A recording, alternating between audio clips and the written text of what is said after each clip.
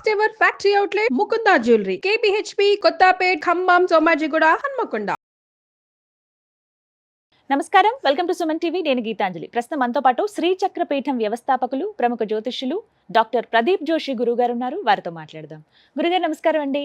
శ్రీమాత్రే నమః. త్వరలో షష్టగ్రహ కూటమి రాబోతుందని విన్నాము. దానివల్ల ప్రభావాలు అసలు ఎలా ఉంటాయి? ఎవరిపైన ఎక్కువ ప్రభావం ఉంటుంది? ప్రపంచ వ్యాప్తంగా ఉంటుందా, లేకుంటే కేవలం ఇన్ని దేశాలు మాత్రమే అని ఉంటుందా? అందులో వ్యక్తుల పరంగాన, వాళ్ళ జాతకాల పరంగాన ఎలా ఉండబోతోంది ఎఫెక్ట్? శ్రీ గురుభ్యో నమః. శ్రీమాత్రే నమః. ప్రపంచము ఎప్పుడు కూడా మార్పుకి గురి అవుతూ ఉంటుంది. మార్పు అయ్యేదే ప్రపంచం. సో ఒక్కొక్క సిచ్యువేషన్లో ఒక్కొక్క రూలర్ వస్తాడు, ఒక్కొక్క మార్పుకి ఒకళ్ళు సిద్ధమవుతారు. ఇది బాగా గుర్తుపెట్టుకోండి. ఓకే. హిట్లర్ వచ్చాడు, మార్పు వచ్చింది. అప్పట్లో అల్లావుద్దీన్ ఖిల్జీ వచ్చాడు, మార్పు వచ్చింది. తర్వాత ఛత్రపతి శివాజీ వచ్చాడు, మార్పు వచ్చింది.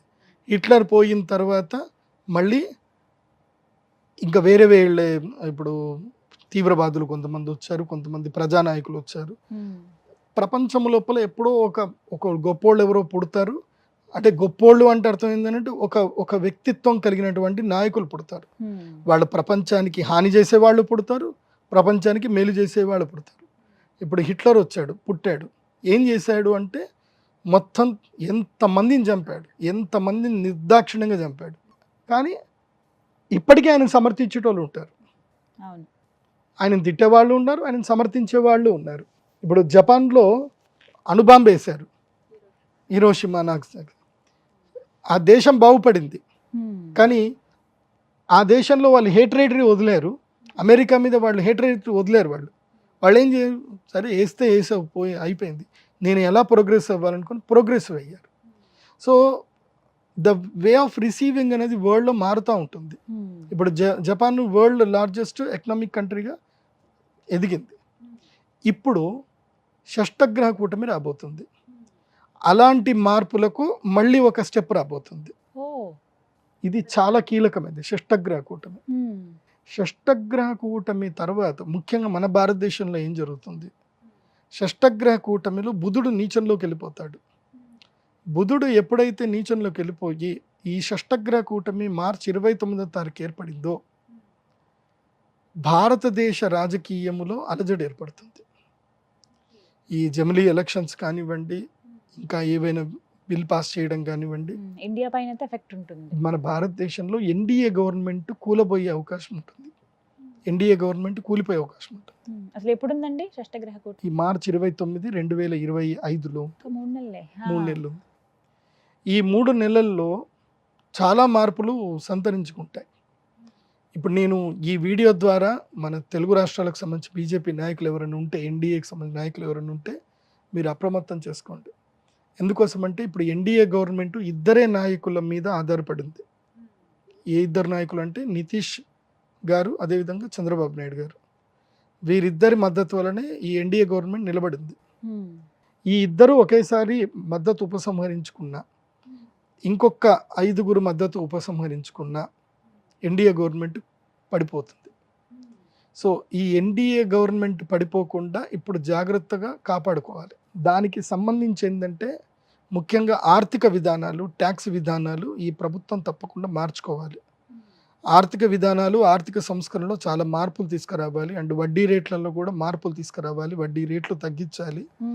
తర్వాత చాలా ఆర్థిక సంస్కరణ, మెయిన్గా కావాల్సింది ఏంటంటే ఆర్థిక సంస్కరణలు. నిర్మలా సీతారామన్ గారు తీసుకున్న నిర్ణయాల వల్ల భవిష్యత్తులో ప్రజా వ్యతిరేకత చాలా ఏర్పడబోతుంది. మార్చి 29 నుంచి ప్రజా వ్యతిరేకత ఏర్పడుతుంది. మార్చి 29 నుంచి 3 నెలల లోపల ప్రభుత్వం పడిపోయినా పడిపోవచ్చు. సో కాబట్టి ఇప్పటి నుంచే జాగ్రత్తగా చర్యలు తీసుకుంటే మంచిది. కాబట్టి భవిష్యత్తు అయితే ఇది కొంచెం సంకట పరిస్థితి, దేశ రాజకీయాల్లో అయితే సంకటం అయితే ఏర్పడుతుంది. రాజకీయాలకు సంబంధించి ఇలా ఉంది. ఇంకా చాలా సంకటం ఏర్పడుతుంది. మెయిన్గా ఏంటంటే యూనిఫామ్ సివిల్ కోడ్ ఏదైతే ఉందో అది వితిన్ మార్చి లోపలనే బిల్ పాస్ చేసుకోవాలి. ఎట్టి పరిస్థితుల్లో యూనిఫామ్ సివిల్ కోడ్ మార్చి లోపలనే బిల్ పాస్ చేసుకోవాలి. అది జరగకపోతే గనక భారతదేశం యొక్క ఆర్థిక వ్యవస్థ కుదేలైపోతుంది, ప్రజా వ్యవస్థ కుదేలైపోతుంది. ఎందుకోసమంటే మీరు ఇది బాగా చూసుకోండి. నేను ఎప్పుడైతే కనుక మొన్న పంచగ్రహ కూటమి జరిగింది, పంచగ్రహ కూటమి అయిన తర్వాత నేను చెప్పాను చాలా భయంకరమైన గొడవలు అవుతాయి, చాలా సమస్యలు వస్తాయని చెప్పాను.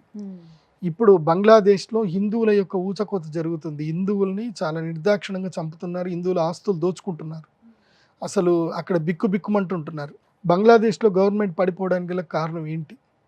పాకిస్తాన్లో ఇంకా క్రైసిస్ పెరుగుతుంది, దానికి కారణం ఏంటి? మన చుట్టుపక్కల దేశాలని ఎవరు రెచ్చగొడుతున్నారు? సో రేపు భవిష్యత్తులో ఏం జరుగుతుందంటే ఈ 2-3 దేశాల వల్ల మన దేశానికి విపత్తులు రాబోతాయి. దీని అంతటికీ కూడా కారణం ఏంటంటే ప్రధానమైనటువంటి దేశం అమెరికా దేశం.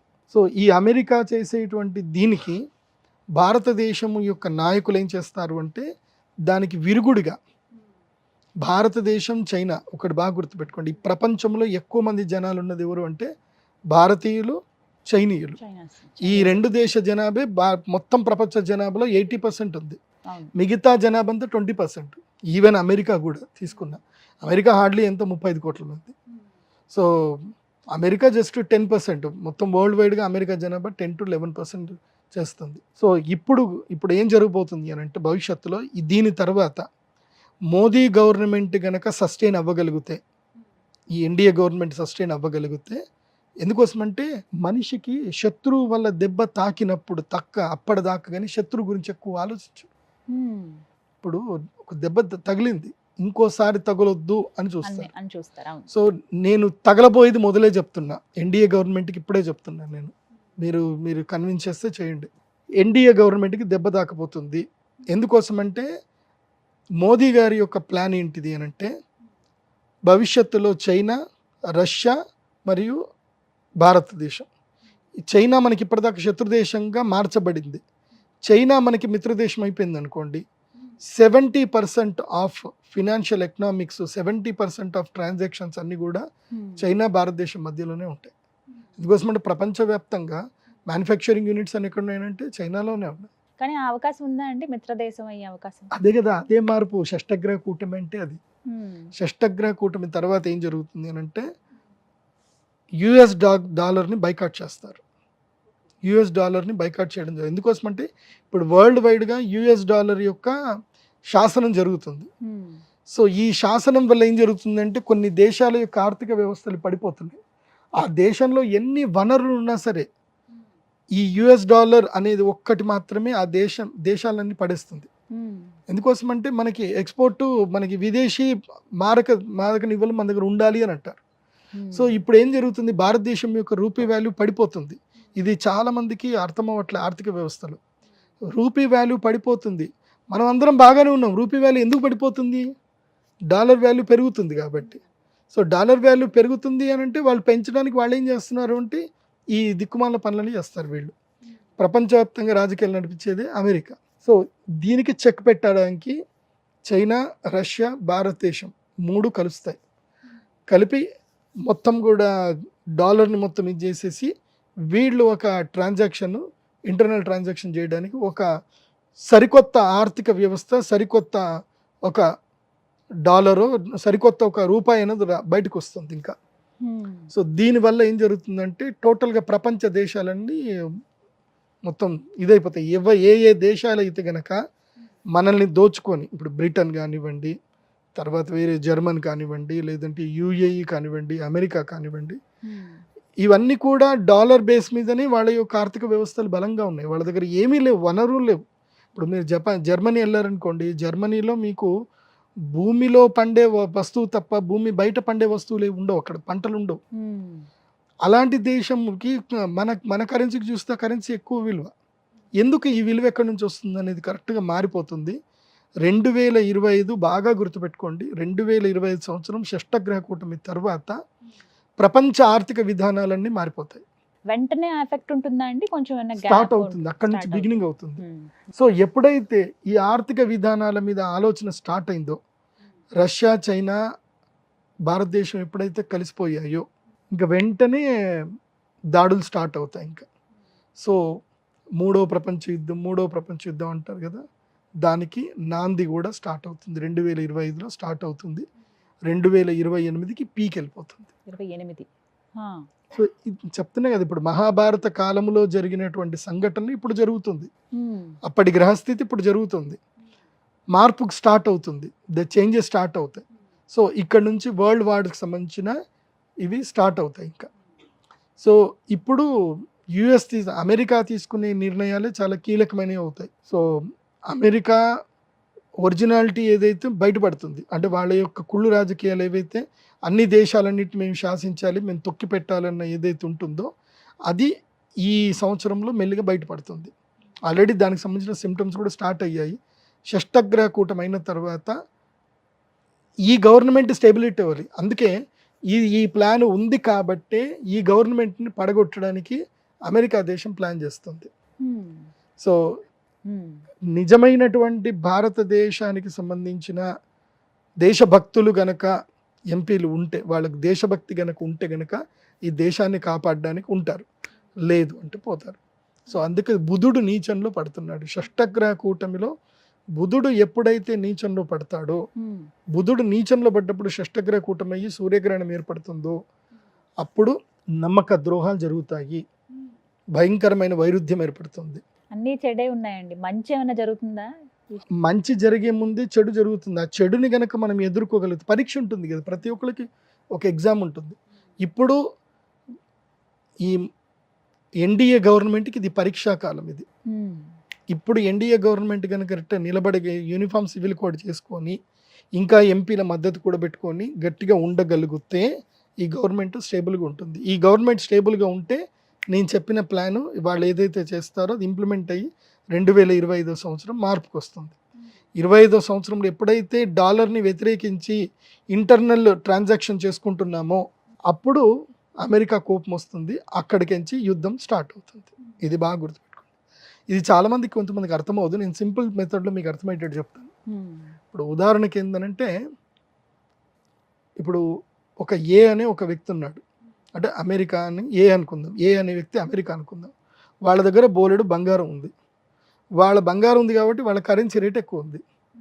ఆయన ఏం చెప్తాడు అంటే, మీరందరూ కూడా నేను ఇచ్చేటువంటి రేట్ వాల్యూ తోటి మీరందరూ మీ వస్తువులు కొనుక్కోవాలి, అమ్ముకోవాలి. మీరందరూ నా డబ్బుతోటే కొనుక్కోవాలి, అమ్ముకోవాలి అంటున్నారు. వీళ్ళందరూ తెలియదు ఇప్పటిదాకా. అవును సరే మేము కొనుక్కుంటా అన్నారు. ఇప్పుడు నా దగ్గర నీళ్లు ఉన్నాయి, నా దగ్గర నీళ్లు నాకు ఫ్రీగా దొరుకుతాయి, నాకు నీళ్లు ఫ్రీగా దొరుకుతాయి. సో నేను నీకు అమ్ముతా, నాకు ఫ్రీగా దొరుకుతాయి కాబట్టి నేను నీకు అమ్ముతా. నేను నా దగ్గర 10 రూపాయలకు నేను అమ్ముతా. కాకపోతే వాడేమంటాడు అంటే, నువ్వు ఇది నీ 10 రూపాయలకు అమ్ముకోకూడదు, నా యొక్క $10 నువ్వు అమ్మాలి అంటాడు. నువ్వు 10 రూపాయలకు అమ్ముకోవద్దు, $10 అమ్మాలి అని పెత్తనం చేస్తున్నారు. సో యూఏఈలో నీళ్లు లేవు. ఇప్పుడు యూఏఈలో ఏది డీజిల్ ఉంది, వాళ్ళ దగ్గర ఆయిల్ ఉంది, మన దగ్గర నీళ్లు ఉన్నాయి. మనం వాళ్ళకి నీళ్లు ఇస్తున్నాం, వాళ్ళు మనకు ఆయిల్ ఇస్తున్నారు. ఇప్పుడు మన ఇద్దరి మధ్యనే ట్రాన్సాక్షన్ జరుగుతుంది. వాడి పెత్తనం ఎందుకు మరి? వాడేం నీళ్ళు ఇవ్వట్లే, వాడేం ఆయిల్ ఇవ్వట్లే. కానీ మన ఇద్దరి మధ్యన జరిగే ట్రాన్సాక్షన్ పెత్తనం మాత్రం కరెన్సీ వాల్యూ మాత్రం ఆయన పెట్టుకుంటున్నారు. ఇన్ని రోజులు అమెరికా ఇదే శాసనం చేసింది. ఈ శాసనం వల్ల మాత్రమే ఇప్పుడు అమెరికా గట్టిగా ఉంది. కానీ దాని యొక్క పతనం ప్రారంభమవుతుంది. అమెరికా పతనం ప్రారంభమవుతుంది 2025 నుంచి స్టార్ట్ అవుతుంది. సో ఇది వరల్డ్ వార్కి దారితీస్తుంది. ఎవరు పెద్దన్న పాత్ర పోషించే అవకాశం ఉంది తర్వాత ఫ్యూచర్లో, ఒకవేళ అమెరికా పతనం కనుక ప్రారంభం అయితే? మన మోదీ గారే, నరేంద్ర మోదీ గారే వరల్డ్ విశ్వగురువు అవుతారు. ఇప్పుడు భారతదేశం విశ్వగురువు అవ్వడానికి ఆస్కారం ఉంది. ఒక్క పరీక్ష నెగ్గితే చాలు.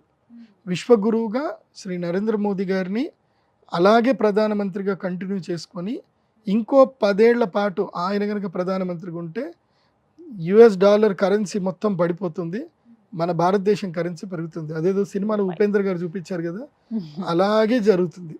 అలా జరిగే అవకాశాలు ఇప్పుడు మొదలవ్వబోతున్నాయి. సో ఒక్క బుధగ్రహం వల్ల మాత్రమే డౌట్ ఉంది. ఆ బుధుడు నీచంలో పడ్డాడు అంటే ఐడియా సస్టైన్ అవ్వవు, దుర్మార్గమే గెలుస్తుంది. సో ఆ పరీక్షలో ఎవరు గెలుస్తారో చూడాలి. దుర్మార్గం గెలుస్తుందా లేకపోతే ఇది గెలుస్తుందా చూడాలి. అది కాకుండా ఏంటంటే ప్రకృతి విపత్తులు ఏర్పడతాయి. దీనికి సిమ్టమ్గా ప్రకృతి విపత్తులు వస్తాయి. ముఖ్యంగా భూకంపాలు ఏర్పడతాయి. మార్చి 29 తర్వాత భూకంపం ఏర్పడుతుంది. చాలా పెద్ద భూకంపం ఏర్పడుతుంది. అది మన దేశంలో తీవ్రత కొంచెం తక్కువ ఉంటుంది, వేరే దేశాల తీవ్రత ఎక్కువగా ఉంటుంది. అండ్ ఈసారి ఎండలు భయంకరంగా వస్తాయి, బాగా గుర్తుపెట్టుకోండి. అండ్ ఈ ప్రభావం వల్ల ఏంటంటే రైతులకు మేలు జరుగుతుంది. నేను రైతులందరికీ చెప్పేది ఏంటంటే ఉల్లిపాయలు పెంచండి, ఆలుగడ్డ పెంచండి, కూరగాయలు పండించండి. ఈసారి రైతులు తప్పకుండా కూరగాయల మీద కాన్సన్ట్రేషన్ చేయండి. ఈసారి సమ్మర్లో టమాటా 150 రూపాయల కిలో వెళ్తుంది, ఉల్లిపాయ 150, 200 కూడా పోతుంది. తెల్ల ఉల్లిపాయ అయితే 400 రూపాయల కిలో వెళ్తుంది. సో రైతులకు చెప్పేది ఏంటంటే ఈ షష్టగ్రహ కూటమి ప్రభావం వల్ల రైతులకు లాభం కలగాలి అంటే ఈ పని చేసుకోండి. అండ్ దాని తర్వాత కూడా ఏం జరుగుతుంది అని అంటే మన తెలంగాణ రాష్ట్రంలో కూడా అలజడి ఏర్పడుతుంది. తెలంగాణ రాష్ట్రంలో రాబోయేటువంటి ఆగస్టు తర్వాత తెలంగాణ రాష్ట్రంలో కాంగ్రెస్ పార్టీలో చీలికలు స్టార్ట్ అవుతాయి. ప్రభుత్వం ఉన్నా సరే కాంగ్రెస్ పార్టీలో చీలికలు స్టార్ట్ అవుతుంది. సో కాంగ్రెస్ పార్టీలో సీఎం మారే అవకాశాలు కూడా ఉంటాయి. తెలంగాణకి మళ్ళీ సీఎం మారే అవకాశాలు కూడా ఉంటాయి. ఈ షష్టగ్రహ కూటమి తర్వాత పార్టీ కంటిన్యూ అవుతుంది, సీఎం మారుతారు, జరిగే అవకాశాలు ఇవన్నీ రాబోతుంది. అంటే కేవలం ఇవన్నీ కూడా షష్టగ్రహ కూటమి ప్రభావం వల్ల జరుగుతుంది. షష్టగ్రహ కూటమి ప్రభావం చూద్దాం ఎలా మొత్తం భారతదేశంలో కూడా కూటమి ప్రభావమే ఉంటుంది. అది అర్థం చేసుకోండి. ఆ కూటమి ఈ కూటమి, ఆ కూటమి వల్ల ఈ కూటమిలో అలజడి ఏర్పడుతుంది. అది ఏపీ పైన ఎఫెక్ట్, ఆంధ్రప్రదేశ్లో ఏం ఎఫెక్ట్స్ ఏమి ఉండదు ఈసారికి. రైట్ గురుగారు, చూద్దాం మరి ఈ ప్రిడిక్షన్ ఎంతవరకు నిజమవుతుంది. ఎందుకంటే అన్ని నిజమవుతూ వచ్చాయి, మీరు చెప్పినవి అందరికీ సూచనలు చేశారు. మంచి జరుగుతుంది, దానికంటే ముందు ఈ చెడు అయితే ఎదుర్కోవాలి అందరూ అని అంటున్నారు. అండ్ వ్యక్తిగతంగా జనాలకి ఎలా ఉండబోతుంది మరి? ఇంకా ఇవన్నీ రాజకీయాల పరంగా చెప్పారు, కొంతమంది రైతులకు సూచన చేశారు. వ్యక్తిగతంగా ఎలా ఉండబోతుంది? ఒక్కొక్క వ్యక్తికి కావచ్చు, లేకపోతే వారి జాతకం బట్టి ఉంటుందా అట్లా? ఈ షష్టగ్రహ కూటమి మీన రాశిలో ఏర్పడబోతుంది. సో మీన రాశి వారికి ఏలినాటి శని కూడా ఉంది. అవునండి. ఇప్పుడు ఈ ఏలినాటి శని ప్రభావం వల్ల మీన రాశి వారికి చాలా తీవ్రతరంగా ఉంటుంది. మీన రాశి వారికి, మేషరాశి వారికి, ఈ రెండు రాశులకైతే తీవ్రతరమైన నష్టాలు ఉంటాయి. నేను మీన రాశి వారికి, మేషరాశి చెప్పేది ఏంటంటే షష్టగ్రహ కూటమి రోజున, సూర్యగ్రహణం రోజున తప్పకుండా మీరు అరిష్ట నివారణ తంత్ర పరిహార పూజలు అయితే చేసుకోండి. దానికి ఇప్పుడే రెడీ అవ్వండి. కాకపోతే ఈ 3 నెలల ముందే మీకు చెప్తున్నాను ఏంటంటే మీకు మోసపోతారు. ఆన్లైన్ మోసాలు, సైబర్ మోసాలు కానివ్వండి, తర్వాత మీకు నమ్మక ద్రోహాలు విపరీతంగా జరుగుతాయి. అదేవిధంగా ఆస్తి నష్టము, ప్రాణ నష్టం జరిగే అవకాశం ఉంటుంది. చాలా జాగ్రత్తగా ఉండండి. ఈ 3 నెలలు ఎవ్వరు మిమ్మల్ని ఆశ పెట్టినా ఆశ పడకండి. ఈ 3 నెలలు ఆశ అనేది వదిలేసుకోండి. ఈ 3 నెలలు ఎవరేం చెప్పినా సరే బాగుంది బాగుంది చేద్దాం చూద్దాం అని చెప్పండి తప్ప దేనికి ముందుకెళ్ళకండి. ముఖ్యంగా కార్పొరేట్ వ్యాపారస్తులు, ఇప్పుడు ఏమీ లేనివాడి దగ్గర ఎవడేం తీసుకోడు, కానీ బాగా డబ్బులు ఉన్నటువంటి వ్యక్తులు. ఈ మధ్యనే నాకు ఒక సూపర్ మార్కెట్కి సంబంధించిన ఒక వ్యక్తి, నా క్లయింట్, ఆ వ్యక్తి వచ్చాడు. ఆ వ్యక్తి ఏడుస్తున్నాడు నా దగ్గర. జీవితకాలం సంపాదించిన డబ్బంతా కూడా ఒక్క రోజులో పోయింది. అయ్యో, ఎవడో వచ్చాడు, మీకు సెంట్రల్ గవర్నమెంట్ మీకు ఆ సీట్ ఇప్పిస్తా, ఈ సీట్ ఇప్పిస్తా అన్నాడు. తీసుకెళ్ళాడు, పెద్ద పెద్ద రాజకీయ నాయకులు అందరినీ కల్పించాడు, చేశాడు. మీకు ఖాయం, రాజ్యసభ ఖాయము, అది ఇది అని ఏదో చెప్పారు. డబ్బులు పంపించండి అని చెప్పారు. డబ్బులన్నీ పంపించేశారు.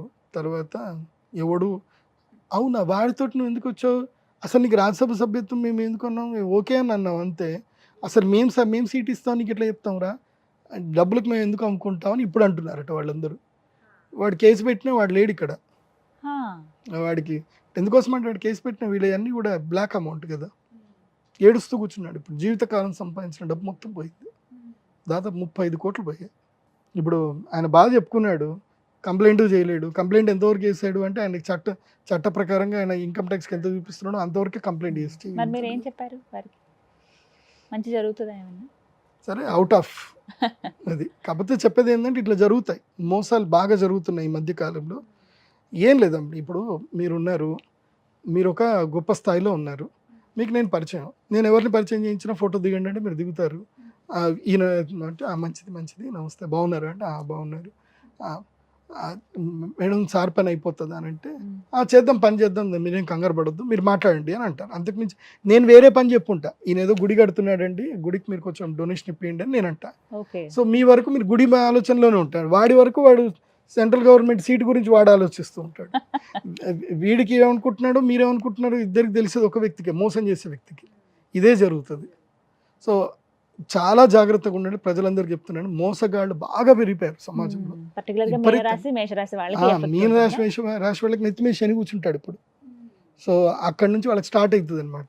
నెత్తి మీద శని కూర్చుంటే ఇంకా ఆశ, దాహం ఉంటుంది. ఇంకా ఉన్న స్థాయి కన్నా ఎక్కువ స్థాయికి ఎదగాలని చెప్పి క్రైములు చేయడానికి కూడా వెనకాడరు. సో ఇలాంటి టైంలోనే మోసగాళ్ళు వచ్చేస్తారు. నమ్మితే కదా మోసం చేసేది, నమ్మిస్తారు.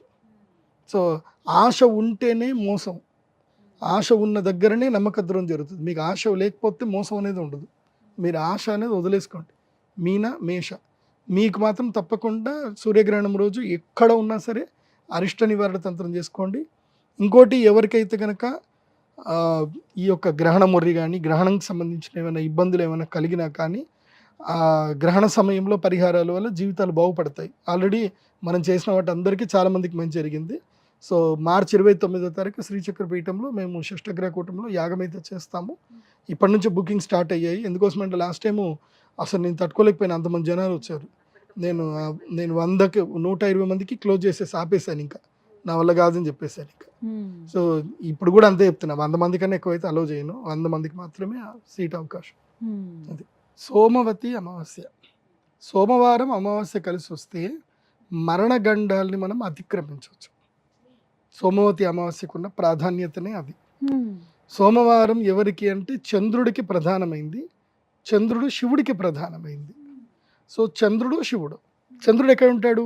శివుడి నెత్తి మీద ఉంటాడు. సో శివయ్య ఆరాధన చేయాలి సోమవారం రోజు. ప్రధానంగా ఎవరెవరికైతే ఆరోగ్య సమస్యలు ఉన్నాయో, మరణగండాలు ఉన్నాయో, శత్రుబాధ ఉందో, అదేవిధంగా ఇంకా తెలియని బాధలు, శత్రువుల మూలకంగా ఆస్తి సమస్యలు, తగాదాలు, గొడవలు, ఏ సమస్య ఉన్నా సమస్య పరిష్కారానికి అరిష్ట నివారణమునకు సోమవతి అమావాస్య శ్రేష్టమైంది. సోమవతి అమావాస్య రోజు విశేషంగా చేయవలసింది ఏంటంటే శివుడికి అభిషేకం చేసుకోవాలి, గంగా స్నానం చేయాలి, లేదా ఏదైనా నదీ స్నానం చేయాలి. సోమవతి అమావాస్య రోజు తప్పకుండా తలస్నానం చేయాలి. అండ్ సోమవతి అమావాస్య రోజున శివుడికి అభిషేకం చేసేటప్పుడు ఆ నీళ్ళల్లో, రాగి చెంబులో నీళ్ళు వేసుకొని ఆ నీళ్ళల్లో కొన్ని నల్ల నువ్వులు వేసి ఆ నీళ్లతో స్వామివారికి అభిషేకం చేయాలి. సో విశేషంగా ఎవరికైతే గర్భబాధలు ఉంటాయి, అంటే సంతానం కాదు, అలాంటి వాళ్ళు ఏం చేయాలంటే సోమవతి అమావాస్య రోజున శివుడికి అన్నపూజ చేయాలి. అన్నపూజ చేసి ఇంత ప్రసాదం స్వీకరించాలి. అందరికి కూడా అన్నదానం చేయాలి. సోమవతి అమావాస్య అన్నదానం చేయాలి. అదేవిధంగా ఈ ఏలినాటి శనితో ఇబ్బంది పడుతూ ఉంటారు ఎవరు? ఇప్పుడైతే మకర, కుంభ, మీన రాశి వాళ్ళు. వీళ్ళు ఏం చేయాలి? ఈ స్కూళ్ళకి వెళ్ళే పిల్లలు ఉంటారు, అంటే మనకి గవర్నమెంట్ స్కూల్స్కి వెళ్ళే పిల్లలు, కొంతమంది పేద పిల్లలకి ఈ సోమవతి అమావాస్య రోజున పుస్తకాలు ఇవ్వడము, పెన్నులు ఇవ్వడము, లేదా వాళ్ళకి యూనిఫామ్స్ బట్టలు ఏమైనా ఇవ్వడము, లేదంటే షూస్ కానీ చెప్పులు కానీ కొనివ్వడం, ఇవి చేయాలి. ఇవి చేయడం వల్ల కూడా మంచి ఎనర్జీస్ వస్తాయి. అంటే మీ నెగిటివ్స్ మొత్తం పోతాయి. శని దీనజనుల మీద ఉంటాడు, ఎప్పుడైనా గుర్తుపెట్టుకోండి. సో శని సోమవతి అమావాస్య రోజున ఎవరైతే శనికి ప్రీతిగా ఇవి దానం చేస్తారో, ఇంకా శని వాళ్ళని సర్లే నా బంధువుల్ని నువ్వు ఆప్యాయంగా చూసుకుంటున్నావు కాబట్టి నిన్నే అనను అని వదిలేస్తారు. సో శని దీనజన బంధు కాబట్టి దీనజనులకి, కష్టంలో ఉండేటువంటి వాళ్ళకు, రైతులకు, కార్మికులకి అన్నం పెట్టడము అట్లా ఏమైనా చేస్తే బాగుంటుంది.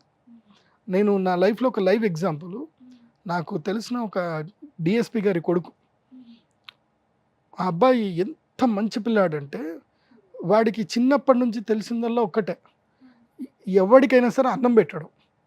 వాడికి టైం దొరికితే చాలు, వాళ్ళ ఇంట్లో వాళ్ళ అమ్మ కూడా అంతే, అన్నపూర్ణదేవి, టైం దొరికితే చాలు గిన్నె వేస్తాడు, బిర్యానీ వేస్తాడు, అందరికి వండి పెడతాడు. బిర్యానీ చేయడం అంటే వాడికి మహా ఇష్టం. వాడికి దొరికిన కాడ అన్నదానం చేస్తూనే ఉంటాడు. వాళ్ళ అమ్మ నాన్న నా దగ్గరికి వచ్చారు, నా కొడుకు జాతకం చూడండి అని చెప్పి. వాడి జాతకం అద్భుత జాతకం. మా కొడుకు పెళ్ళి అవ్వట్లేదండి, ఏం పెళ్లి చేయాలంటే, మీ కొడుకు పెళ్ళి అవ్వట్లేదు, అన్నీ మర్చిపోండి, మీ కొడుకు జీవిత కాలానికి సరిపడ పరిహార పూజలు చేస్తున్నాడు. సో ఏ పూజలు చేయాల్సిన అవసరం లేదు. ఆల్రెడీ వాళ్ళమ్మ, గురుగారు చాలా కమర్షియల్ గురుగారు అని చెప్పి 3 లక్షల చేతిలో పెట్టుకొని వచ్చింది అమ్మ. వాళ్ళమ్మ ఎక్కడ, వీళ్ళు సరూర్ నగర్లో ఉంటారు, 3 లక్షల చేతిలో పెట్టుకొని వచ్చింది ఆవిడ. చేసేద్దాం గురుగారు, కుజదోషం ఉందట ఏముందంటే, ఏమీ అవసరం లేదు. మీ వాడు జీవిత కాలానికి చేయవలసిన పరిహారాలన్నీ చేస్తున్నాడు. మంచి అమ్మాయి దొరుకుతుంది, మంచి పిల్లలు పుడతారు, మీరేం టెన్షన్ పడకండి. మీ కన్సల్టేషన్ ఫీజు వరకే తీసుకుంటున్నాను, ఏ పరిహారాలు అవసరం లేదని చెప్పాను. అదేంటి గురుగారు మీరు పరిహారాలు లేదంటున్నట్టు నేను డేట్ కూడా రాసిచ్చా. ఈ డేట్కి నీ కొడుక్కి పెళ్ళి అవుతుంది, ఈ డేట్ వరకు నీ కొడుకు ఇంత సంపాదిస్తాడు, ఇవి జరగకపోతే నా దగ్గరికి రా, అప్పుడు నేను పూజలు చేయిస్తా అని చెప్పాను. ఆవిడ ఏంది డబ్బులు ఇచ్చినా తీసుకోకుండా పోతున్నారు గురుగారు, వెళ్ళిపోయింది.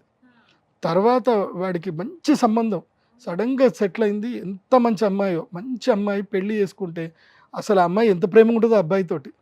వీడు అన్నదానం చేస్తాడంటే ఆమె ఇంకా డబ్బులు దానం చేస్తుంది ఆమె. సో వాడికి డబ్బులు కూడా అట్లనే వస్తూనే ఉంటాయి, సంపాదిస్తాడు, డబ్బులు వస్తాయి, ఖర్చు పెడతాడు. నా లైఫ్లో చూసిన ద బెస్ట్ ఎగ్జాంపుల్, అన్నదానానికి కొదవలేదు అని. అట్లాగే మన జగన్ గురూజీ గారు ఉంటారు, హైదరాబాద్కి ఆయన ఏమీ లేకుండా వచ్చారు. ఆయన ఇప్పటికీ ఎవరైనా ఇంటికి వచ్చి అన్నం అడిగితే లేదు అని అన్నారు.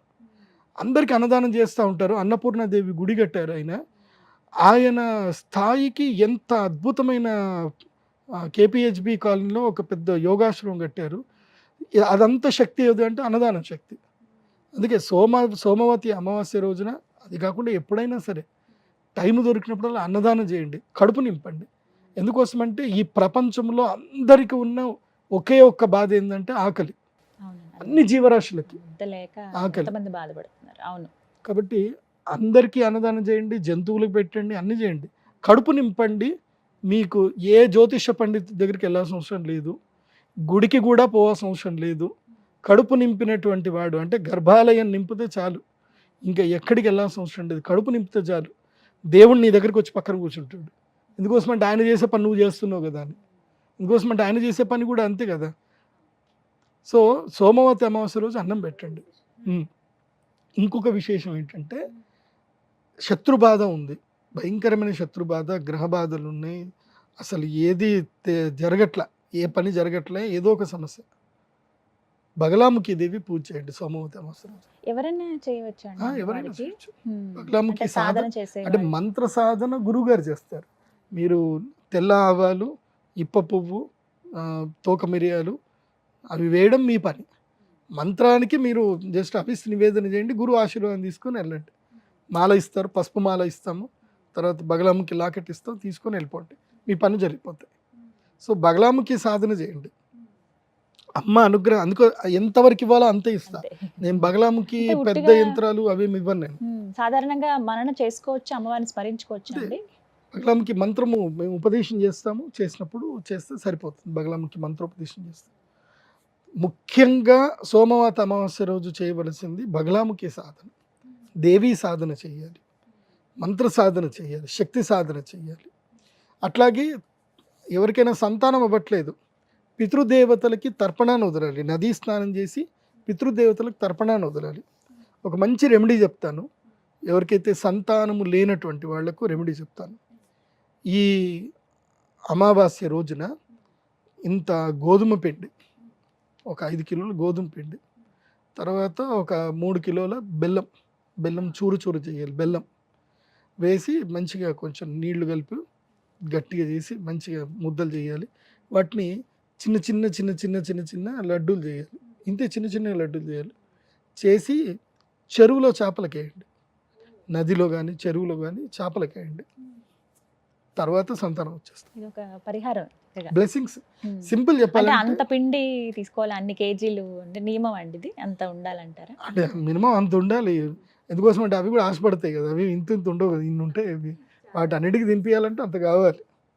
5 కేజీలు పెద్దగా ఏం కాదండి, 500 రూపాయలు అయిపోతుంది. ఇది 5 కేజీల పిండి నాకు తెలిసి 300 రూపాయలు వస్తుంది. 3 కేజీల బెల్లము 200 రూపాయలు వచ్చేస్తుంది. నీళ్ళు అయితే దేవుడు ఫ్రీగానే ఇచ్చాడు, ఇంకేం కావాలి. 500 రూపాయలు అయిపోతుంది, చిన్న రెమెడీ.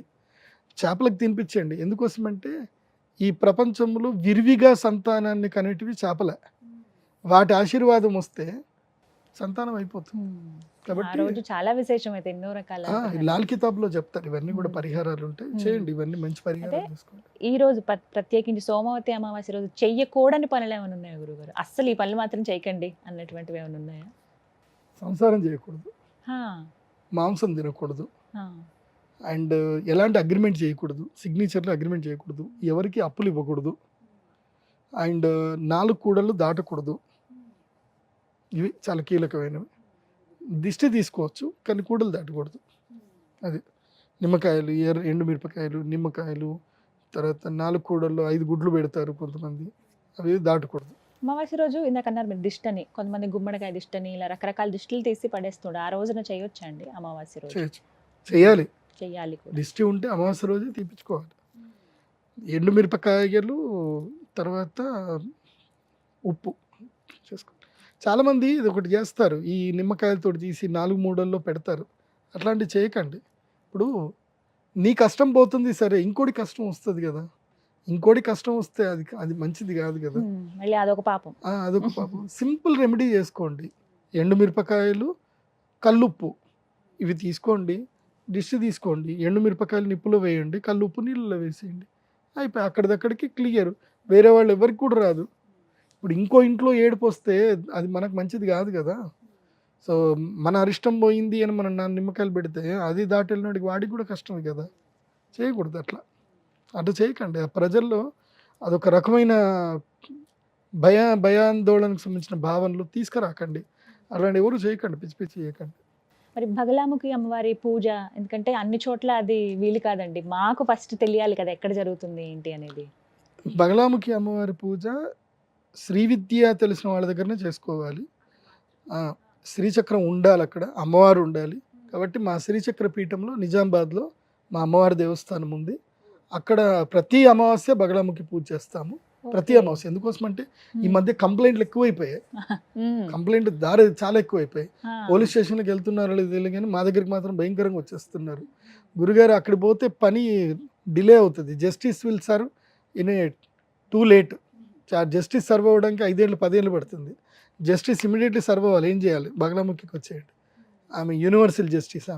ఆమె చేసుకుంటుంది. ఆమె దగ్గరికి వచ్చి తెల్ల ఆవాలు, ఇప్ప పువ్వు, తర్వాత తోక మిరియాలు ఇవి వేసి హవిస్సు నివేదన చేయండి. ఆమెకి మీరు అప్లికేషన్ పెట్టినట్టే, కంప్లైంట్ అక్కడ ఇచ్చినట్టే. ఇప్పుడు పీఠం దగ్గర ఆ రోజున ప్రత్యేకంగా ఆ రోజు చేస్తాము. సాయంత్రం వేళల్లో, సాయంత్రం 5 నుంచి 9 గంటల వరకు ఉంటుంది. ఆ వేళల్లో వచ్చి యాగం చేసుకోండి. అమ్మవారికి మీ కంప్లైంట్ అక్కడ ఇవ్వండి, అమ్మవారు చూసుకుంటుంది. మీ సమస్యలు ఏమున్నా అమ్మవారు చూసుకుంటుంది. అక్కడ ఇంకా ప్రత్యక్షంగా రావాల్సి ఉంటుంది కదా. ప్రత్యక్షంగా రావాలి.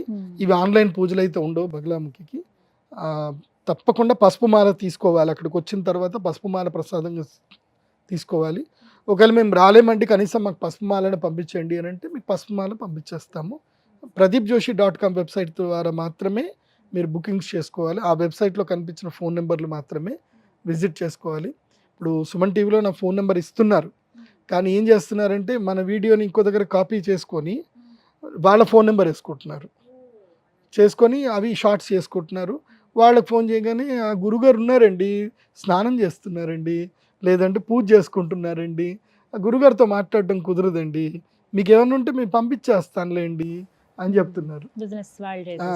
నా పేరు చెప్పుకొని వేరే వాళ్ళు వ్యాపారం చేస్తున్నారు. దయచేసి మోసగాళ్ళని నమ్మకండి. గురువు గారి వెబ్సైట్ ఏదైతే ఉందో అందులో నా వెబ్సైట్ ద్వారా మాత్రమే విజిట్ చేసి బుకింగ్ చేసుకోండి. అండ్ అపాయింట్మెంట్, జ్యోతిష్యం అపాయింట్మెంట్ నేను నేరుగా వీడియో కాల్లో మాట్లాడే అపాయింట్మెంట్ ఇస్తాను ఎవరికైనా. అండ్ నా కన్సల్టేషన్ ఫీజు 25,000 ఉంటుంది, రూపాయి తక్కువ ఉండదు. 200 రూపాయలు గురువుగారి కన్సల్టేషన్ ఎక్కడ ఇవ్వరు. ఈ మధ్యకాలంలో నేను విన్నది ఏంటంటే నా అపాయింట్మెంట్ 500కే ఇస్తున్నారట. 500కే నా అపాయింట్మెంటు. మీరు 500 పే చేయండి, మీ సమస్య చెప్పండి, గురువుగారు పరిష్కారం చెప్తారు, మేము మీకు చెప్పేస్తాం. 500 వేయించుకుంటున్నారు, ఏదో వాళ్ళకి నచ్చింది చెప్తున్నారు, నేను చెప్పానని చెప్పి వాళ్ళు బాధలు పడుతున్నారు. ప్రదీప్ జోషి గారితో మాట్లాడాలంటే డైరెక్ట్గా వీడియో కాల్లోనే మాట్లాడతారు. అది pradeepjoshi.com వెబ్సైట్ త్రూ విజిట్ అవుతేనే నాకు పేమెంట్ అవుతేనే నేను మీ వీడియో కాల్లో మాట్లాడతా. బాగా గుర్తుపెట్టుకోండి. ఈ మోసగాళ్ళు బాగా మంది తయారయ్యారు, దయచేసి మీరు మోసపోద్దని చెప్పి. మొత్తంగా సోమవతి అమావాస్య ఈ రోజున పీఠం దగ్గర అయితే హోమం నిర్వహిస్తారు. శ్రీచక్ర పీఠం జగదంబ సన్నిధానంలో అక్కడ 360 కిలోల శ్రీచక్రం పెట్టాం మేము. అక్కడ పంచలోహ శ్రీచక్రం, మహాశక్తి. ఆ శ్రీచక్ర స్పర్శ చేస్తే చాలు నెగిటివ్స్ అన్నిట్లు ఎగిరిపోతాయి. అవునా, చెప్తున్నప్పుడే అనిపిస్తుంది. దర్శిస్తాం, ఖచ్చితంగా వస్తాను గురువు గారు. నేను మంచిది. శ్రీమాన్, నమస్కారం.